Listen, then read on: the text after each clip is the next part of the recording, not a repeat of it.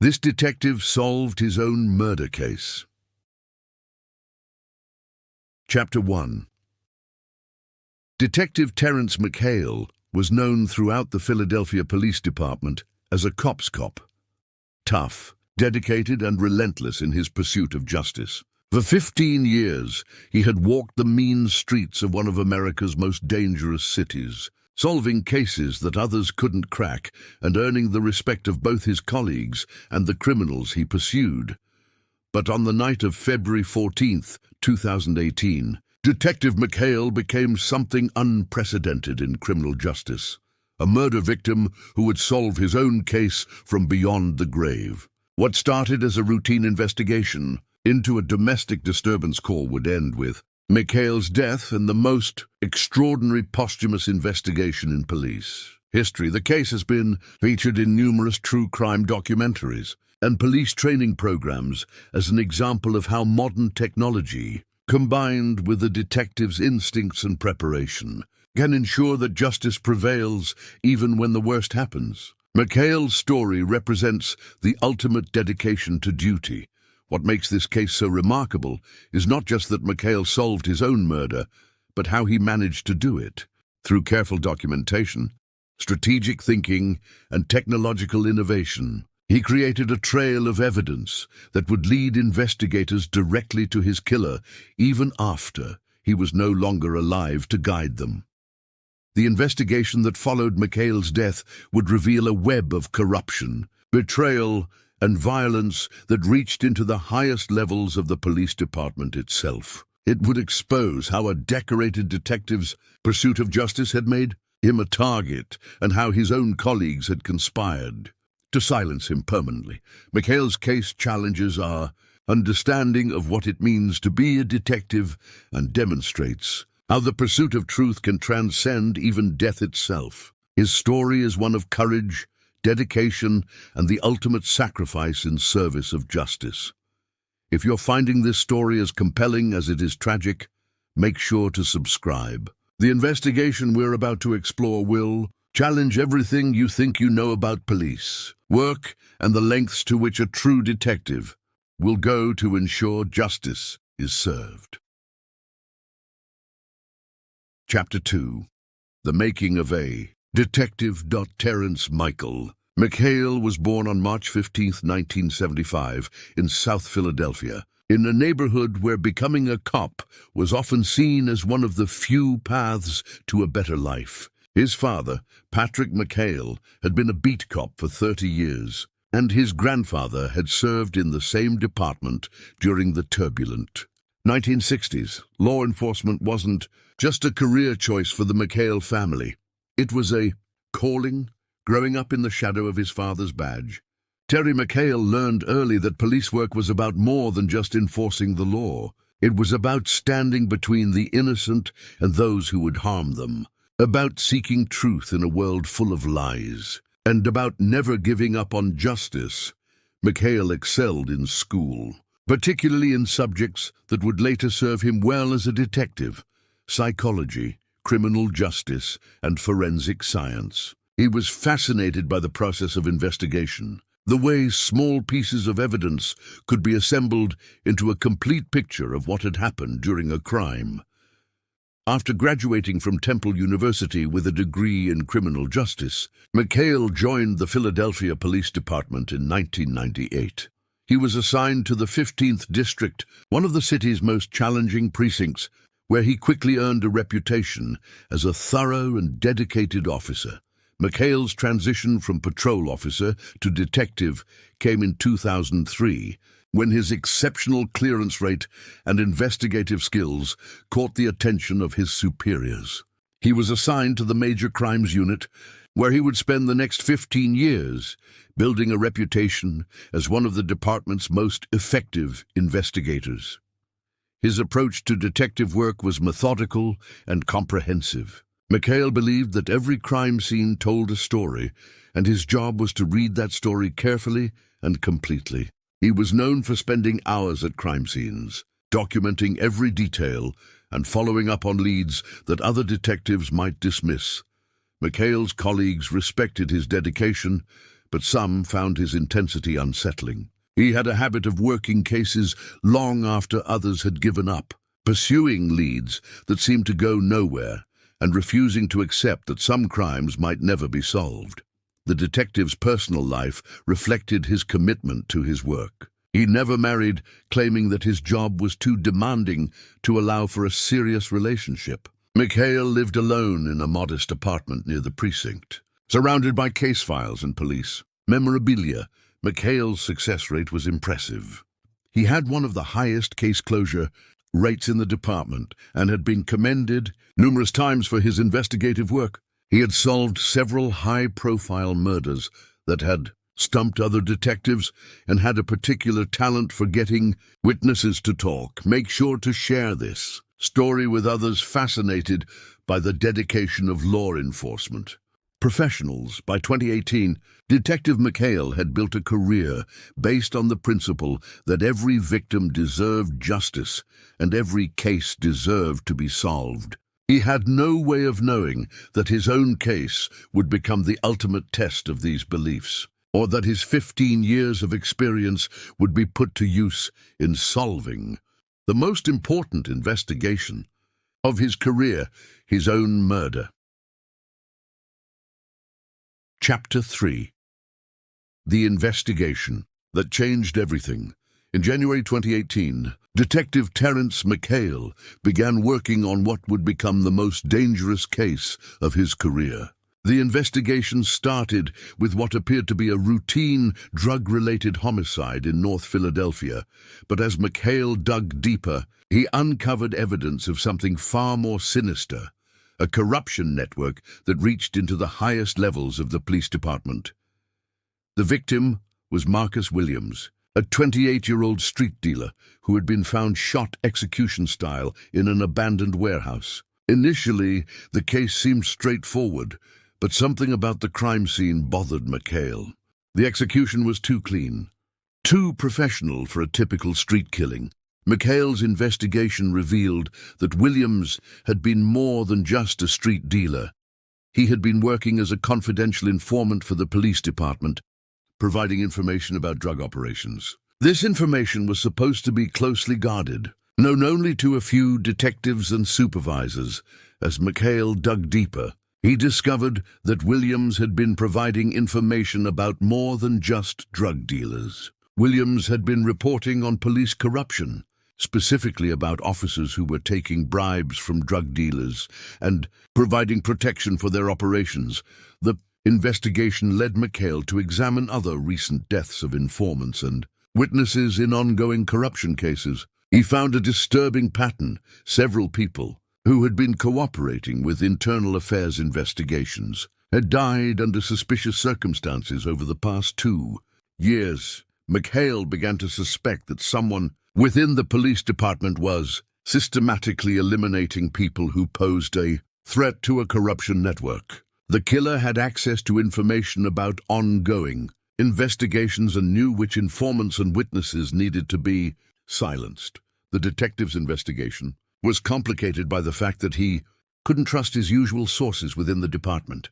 If his suspicions were correct, the corruption reached high enough that even his supervisors might be involved. Mikhail began working alone, conducting his investigation outside normal channels. Using his own resources and contacts outside the department, Mikhail began building a case against what he believed was a network of corrupt officers. He discovered evidence of bribes, protection rackets, and the systematic intimidation of witnesses.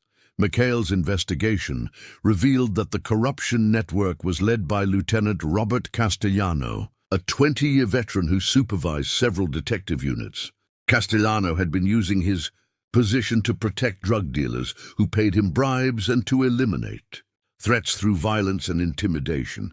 The detective also discovered that Castellano had been working with Detective James Morrison, a colleague in Mikhail's own unit who had access to information about ongoing investigations and could identify potential threats to the corruption network. As Mikhail gathered evidence against the corruption network, he began to realize that his own investigation had made him a target. He noticed that he was being followed. His apartment had been searched while he was at work, and his phone calls were being monitored. Don't forget to hit that like button if you're finding this investigation as compelling as we are. Knowing that his life was in danger, Mikhail began taking precautions that would ultimately allow him to solve his own murder. He started documenting everything he discovered, creating multiple copies of his evidence and storing them in different locations. He also began wearing a wire during his interactions with suspects and colleagues. Mikhail's investigation had uncovered a conspiracy that threatened to destroy the reputation of the Philadelphia Police Department and send several high-ranking officers to prison. The corruption network had millions of dollars at stake and had already killed to protect their operation. Chapter 4. The Setup and the Murder. By early February 2018, Detective Terence McHale knew he was living on borrowed time. His investigation into the police corruption network had progressed to the point where he had enough evidence to bring down Lieutenant Castellano and Detective Morrison. But he also knew that they were aware of his investigation and were planning to eliminate him. McHale had been documenting everything meticulously, creating a comprehensive file that detailed the corruption network's operations, their methods for eliminating threats, and the evidence linking them to multiple murders. He had hidden copies of this evidence in multiple locations and had prepared detailed instructions for how the investigation should proceed if something happened to him. The detective had also been recording his conversations with colleagues, using sophisticated surveillance equipment that he had acquired through his own contacts. These recordings captured Morrison and other corrupt officers discussing their plans to eliminate McHale and cover up their crimes.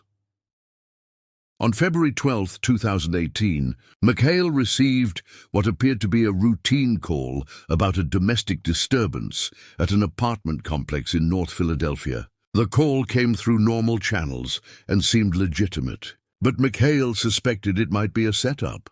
Despite his suspicions, McHale knew he had to respond to the call. It was his job, and there was always the possibility that it was a legitimate emergency. But he also knew that this might be his last case, so he took extraordinary precautions to ensure that his investigation would continue even if he didn't survive. Before leaving for the call, McHale activated a sophisticated recording system that would capture everything that happened during the next several hours. He also sent encrypted messages to several trusted contacts outside the department, providing them with locations where they could find his evidence. McHale arrived at the apartment complex at 8:30 p.m. on February 14, 2018. The building was in a run-down neighborhood known for drug activity and violence, and the detective was immediately suspicious when he found no signs of a domestic disturbance. As McHale was leaving the building, he was confronted by Detective Morrison and two other officers who claimed they were responding to the same call. Morrison suggested that they search the surrounding area for the suspects, and McHale agreed, though he was now certain that he was walking into a trap. The group split up to search different areas around the apartment complex, with Morrison volunteering to accompany McHale. As they walked through a dark alley behind the building, Morrison drew his weapon and ordered McHale to stop. Morrison accused McHale of being a threat to the department and demanded that he turn over all evidence from his investigation. McHale refused to comply and attempted to draw his own weapon, but Morrison was ready for this response. The corrupt detective shot McHale twice in the chest, then once in the head to ensure he was dead. Morrison then planted drugs on McHale's body and arranged the scene to make it appear that the detective had been killed during a drug deal gone wrong. Morrison and his accomplices reported that they had found McHale's body while responding to the domestic disturbance call. They claimed that the detective had apparently been investigating drug activity in the area and had been killed by unknown assailants. Make sure to subscribe to follow this extraordinary posthumous investigation, but Morrison and the corruption network had underestimated their victim. McHale had been recording everything, and his sophisticated surveillance equipment had captured not only his murder, but also the conversations that preceded it. The detective had also left behind a comprehensive investigation file that would expose the entire corruption network. The murder of Detective McHale was meant to be the end of the investigation into police corruption, but instead it became the beginning of the most comprehensive internal affairs investigation in Philadelphia Police Department history. Chapter 5. The evidence emerges and justice served. 3 days after Detective Terence McHale's murder, his carefully orchestrated plan to expose his killers began to unfold. The detective had anticipated that his death would be covered up and that the corruption network would try to control the investigation, so he had prepared multiple fail-safes to ensure that the truth would eventually come to light. The first break in the case came when McHale's encrypted messages were automatically sent to his trusted contacts outside the department. These messages contained detailed instructions about where to find evidence of the corruption network and specific information about the threats against his life. The recipients included a federal prosecutor, an FBI agent, and a journalist who specialized in police corruption cases. FBI agent Sarah Chen received McHale's message on February 17, 2018. And immediately recognized the significance of what she was reading. McHale had been building a federal case against the corruption network and had been planning to turn his evidence over to the FBI before his death. The second piece of evidence emerged when McHale's sophisticated recording equipment was discovered in his apartment. The detective had hidden the devices in locations that would not be found during a routine search, but his instructions led investigators directly to them. The recordings captured not only his murder, but also weeks of conversations that documented the corruption network's activities. The recordings were devastating to the corruption network's cover-up efforts. They included conversations between Morrison and Castellano discussing their plans to eliminate McHale, as well as detailed discussions about their criminal activities. The audio evidence provided a complete picture of how the network operated and who was involved. McHale had also prepared a comprehensive written report that detailed every aspect of his investigation. This report included financial records showing bribes and kickbacks, surveillance photos of meetings between corrupt officers and drug dealers, and witness statements from informants. The federal investigation moved quickly once McHale's evidence was analyzed. FBI agents conducted simultaneous raids on the homes and offices of suspected corrupt officers, seizing additional evidence and arresting key members of the network. Lieutenant Castellano was arrested at his home on February 25, 2018, just 11 days after McHale's murder. The evidence against him was overwhelming, including recorded conversations in which he discussed eliminating McHale and other threats to the network. Detective Morrison was arrested the same day, but he refused to cooperate with the investigation. The evidence against him was even stronger than that against Castellano, including the recordings of McHale's murder and conversations in which Morrison discussed his plans to kill the investigating detective. The trial of Detective James Morrison for the murder of Detective Terence McHale began on September 15, 2019, and would become one of the most extraordinary criminal proceedings in Philadelphia legal history. The prosecution's case was built entirely on evidence that the victim had gathered himself. The centerpiece of the prosecution's case was the audio recording of McHale's murder, captured by the surveillance equipment he had been wearing. The jury listened in stunned silence as they heard Morrison confront McHale in the alley, demand that he abandon his investigation, and then shoot him when he refused to comply. The recording was devastating to Morrison's defense. The audio clearly captured Morrison's voice as he threatened McHale and then carried out the execution. It also recorded Morrison's attempts to stage the crime scene and his conversations with accomplices about covering up the murder.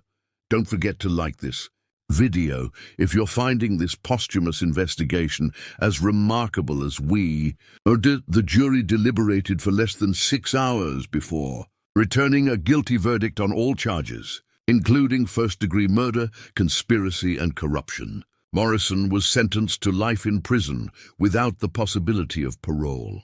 The federal investigation ultimately resulted in the arrest and conviction of 12 police officers, including 2 lieutenants and a captain who had been involved in the corruption network. The investigation also led to the review of hundreds of cases that had been handled by corrupt officers. McHale's evidence had not only solved his own murder, but had also exposed one of the largest police corruption scandals in Philadelphia history. The detective's dedication to justice had transcended his own death, ensuring that the criminals who had killed him would face the consequences of their actions.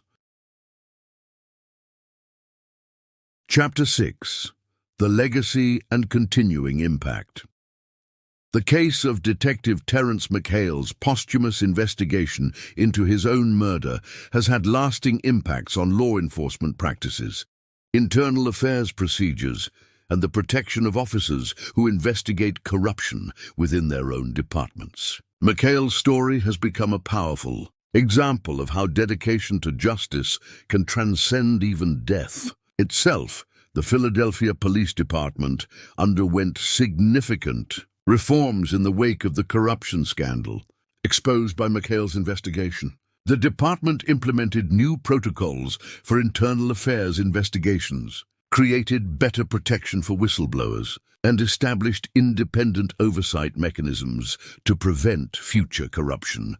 The department also created the Detective Terence McHale Award for Integrity, given annually to officers who demonstrate exceptional courage in investigating corruption or misconduct within the department. The award serves as a reminder of McHale's sacrifice and encourages other officers to follow his example. Law enforcement agencies across the country have studied McHale's case to learn from his investigative methods and his preparation for the possibility of retaliation. His techniques for documenting evidence, creating multiple backups, and establishing communication channels outside the department have been incorporated into training programs. The FBI has used McHale's case as a training example for agents investigating police corruption. The case demonstrates the importance of building relationships with local officers who are committed to integrity and the need to provide protection for those who risk their lives to expose corruption. McHale's story has also influenced legislation designed to protect law enforcement officers who report corruption or misconduct. Several states have passed laws strengthening protections for police whistleblowers and creating independent agencies to investigate allegations of police misconduct. The technology that McHale used to document his investigation and record his murder has also evolved significantly since his death. Modern surveillance equipment is smaller, more sophisticated, and more reliable, making it easier for investigators to gather evidence while protecting themselves from retaliation. McHale's family has established a foundation in his memory that provides support for the families of law enforcement officers who are killed or injured while investigating corruption. The foundation also funds training programs and equipment for officers working on internal affairs cases. The detective's former colleagues have spoken about how his case changed their approach to police work and their understanding of the risks involved in investigating corruption. Many have said that McHale's example inspired them to be more vigilant about misconduct and more willing to report problems they observe. The case has also had an impact on the broader criminal justice system, demonstrating how technology can be used to ensure that evidence survives even when witnesses cannot.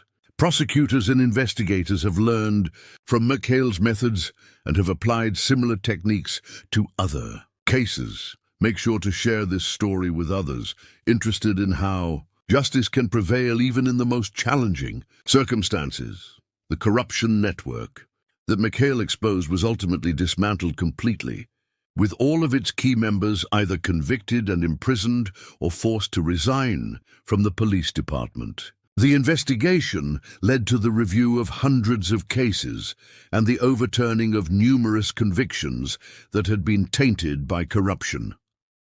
More than 5 years after Detective Mikhail's death, his case continues to influence law enforcement practices and serve as a powerful example of courage and dedication in the face of overwhelming danger. The detective's posthumous investigation has become a landmark case that is studied in police academies and criminal justice programs around the world.